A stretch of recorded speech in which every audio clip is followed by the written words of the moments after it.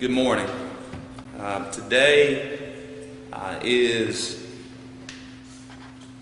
one of those momentous days that any civic leader loves to focus on.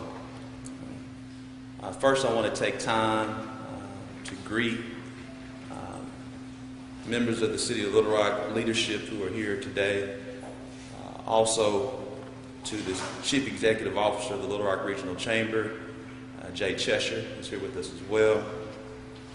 And to the residents of Little Rock, as I said, today is a momentous day because when we decided to run for office, and now as we are governing the state's capital city, our internal why has remained the same. And that internal why is to unite, grow, and transform Little Rock. Here today, this mission, this vision for our city to unite, to grow, to transform, we're seeing amazing progress. We truly are moving forward in unity, in growth, and transformation. Recently, the United States Census has demonstrated the growth in this story, in this mission, in this vision, that every person matters, that representation matters. And as we have completed the U.S. Census, I want to take time now to share a little bit about this story. And the story gives credit to the residents of Little Rock, the businesses of Little Rock, the tourists of Little Rock. But most importantly, this team here at the City of Little Rock, in particular our Office of Executive Administration, which includes our multicultural liaison and our fire department and the volunteers from our Complete Counts Committee, who got to work to ensure that every Little Rock resident was counted. Today I am happy, I'm excited, and I'm proud to announce that Little Rock has finally cleared 200,000 in population. We are officially 202,591 residents as of the U.S. Census of 2020. It's nearly 5% more than our population 10 years ago. Nearly 5% growth. What that looks like is close to 10,000 new residents, 10,000 in our population since this time 10 years ago, with a 64% self-response rate, meaning people completing the census. We were able to grow by more than 9,000. And again, that's a 64% response rate. We did this in the middle of a pandemic. Our Complete Counts Committee went to all of the hard-to-reach areas to ensure that we went above and beyond to ensure every resident mattered and was counted in the middle of a pandemic. So I want to say thank you to the team members of the City of Little Rock who volunteered their time. I want to say thank you to all of our strategic partnerships with many different and a diverse array of community organizations that help play that role. Those include Kroger, Edwards Food Giant, Supermercado San Fortius, also San Jose Grocery, La Pandalera, and the Mexican Consulate. This was a community-wide effort, and it truly paid off. It paid off because as our city grows with new opportunities to pitch for new business development, which means more jobs in our city.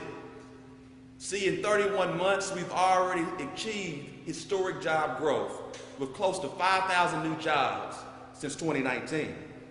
Now that we have eclipsed the 200,000 mark, that means more opportunities for our business development and economic development efforts. Job creation truly is a top priority of this administration, and we pride ourselves on being a chief growth officer and partnering with the Little Rock Chamber in all of our businesses, both small businesses and large businesses. Also, a large population means We've got people to do the work and an expanded workforce. Now more than ever, when we're experiencing high job growth, we know we have the high caliber workforce and workforce employee to provide the team members for these new jobs. New residents means new customers for local businesses, which in turn means increase in tax revenue. With more revenue, we can invest more to what makes Little Rock great. What makes Little Rock the epitome of uniting, growing, and transforming. This means more opportunities for our parks and recreation. This means more opportunity for youth and community development. This means a greater quality of life and place. This growth also means additional resources for our schools, as well as our highways and infrastructure.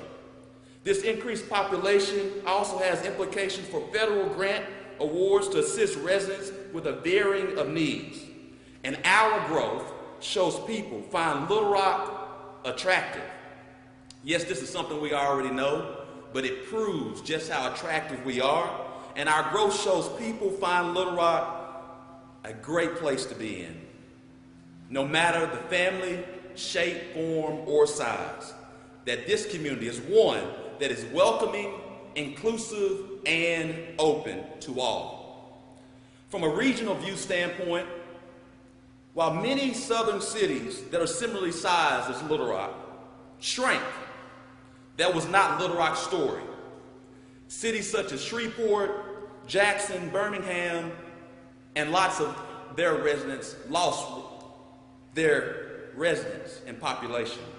We also include Memphis here in this slide that you may see many times because it's in close proximity. Clearly, Memphis is a lot larger than Little Rock, but because of us being a state capital city and the largest city in a small state, we get a lot of comparison because Memphis is 2 hours down the road. What this means is the state's capital city continues to grow when other mid-sized cities lost their residents and population. And if we can do this in the middle of a pandemic, one of the things we also want to highlight is that while we grew 5%, which means close to 10,000 in population, 6,000 decided to choose Little Rock in 2019 and 2020. What that means is, despite of a historic flood, a historic snowstorm, despite a global pandemic, people still chose Little Rock. And that's what we are excited about. As we look through the data, because we love following data and following different things that shows how we're growing as a city, we want to share the story. What else does it mean? By looking closer at this data, we see in this self-report that we see Little Rock is beautifully diverse, and that diversity has grown since 2010. The majority of our growth is among residents who identified having 2 or more races, approximately 8,252 residents. Our city's population reflects what is known as the global majority, meaning Black, brown, indigenous, and people of color representing over 80% of the world's population. So instead of minority, we are using the terminology to more accurately reflect our residents, global majority. Little Rock is 56% global majority now. Our city looks like the world's demographic makeup. Our city, this southern city that is a catalyst for the New South, looks like the world. Also, we want to take time to acknowledge our brothers and sisters of the Hispanic and Latino and Latinx communities. Another amazing story in their growth. In ethnic Latino population, 55% growth from 2010 and now make up nearly 10% of Little Rock's total population. So our city leaders understand that diversity and inclusion adds value to economic ecosystems and our economic market, as well as our workforce. We are beautifully diverse. We represent the world. We are the state's capital city, and we are a catalyst for a new beginning as we continue to have more historic growth. So our city leaders are also understanding this population growth as I am. So we will now begin focusing, as we all other city leaders across the state of Arkansas, on how we redistrict and redraw the lines to accurately reflect the diversity, the inclusion, and understanding the population of our city, the state's capital city. So we say thank you to the residents who choose to make Little Rock their home. We say thank you to the businesses who choose to make Little Rock their home.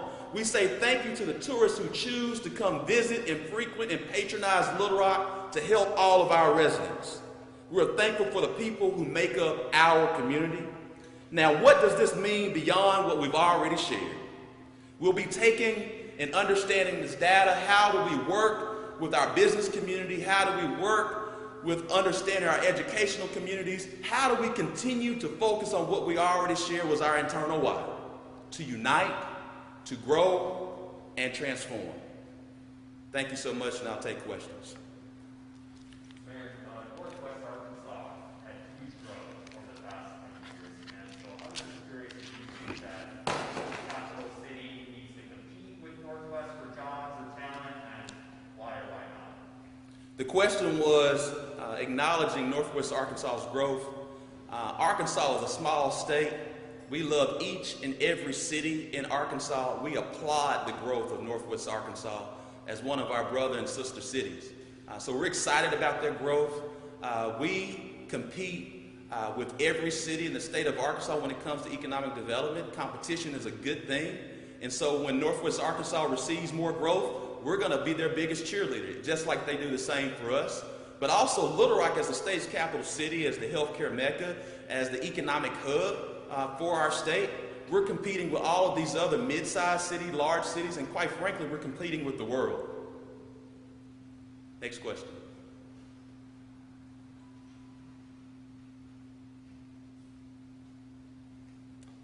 With that being said, I want to take time again to recognize the team members of the city of Little Rock because they helped ensure that we had an accurate count. And when you have a 64 self-response rate in the middle of a pandemic, we know that we're probably closer to 210 or maybe 215. Have a great day.